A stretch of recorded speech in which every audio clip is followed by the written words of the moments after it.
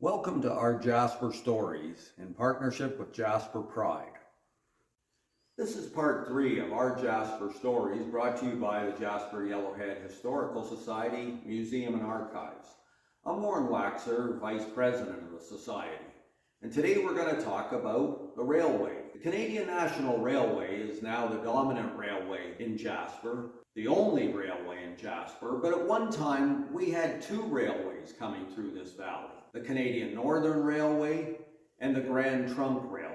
They competed for business over about a 500-kilometer stretch through this area for years and years before the onset of the First World War and the realization that 2 companies couldn't compete for the limited business across the Northwest. Ultimately, they amalgamated under the name the Canadian National Railway.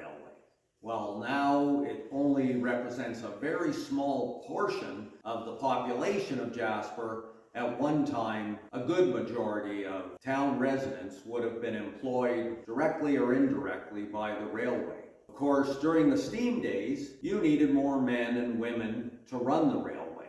The crews have shrunk and the amount of maintenance required has shrunk, but still Jasper is fundamentally a railway town. If you look at this picture, this was something you might see in the early 1900s when steam was king, and it would take this many people to run a terminal.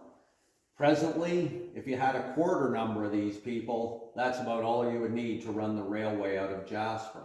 Modernization and of course the coming of the diesel engine has shrunk the need for that many people. But at the time, the trains had to be serviced on a regular basis after possibly only running 100 miles. But at the time, there were more trains. They weren't as long as what we have today. The trains were more frequent.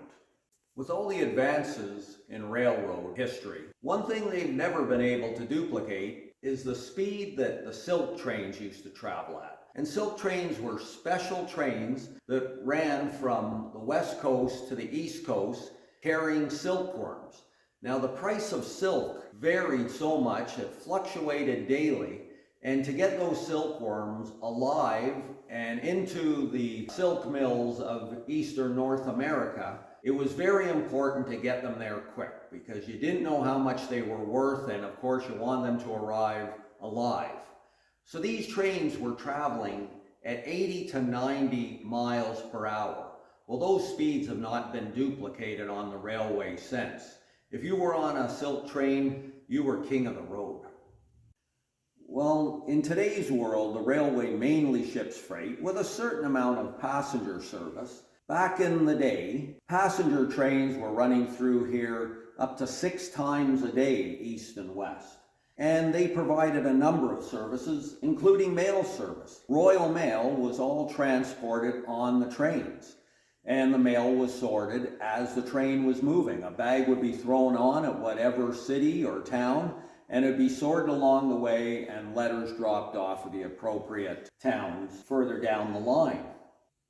As well, the railway had a fairly advanced communication system. They needed to communicate with the various operators along the route to give instructions to the trains. This was done by Morse code initially, and then a telephone system, and eventually advanced telecommunication system. So one way people in rural Canada got their messages was by telegraph. These were communicated by operators along the route, Morse code, which was eventually typed into English and delivered by telegraph delivery people, often on bicycles, at least in Jasper, and delivered to your door. And the one thing you didn't want to see coming to your door during the war, of course, was a telegram. It was usually bad news. If you would like to learn more about the Jasper area, please visit us when we're open to the public again. If you would like to see more of our Jasper stories and the many other programs we develop, please visit our website to learn how you can support the Jasper-Yellowhead Museum and Archives.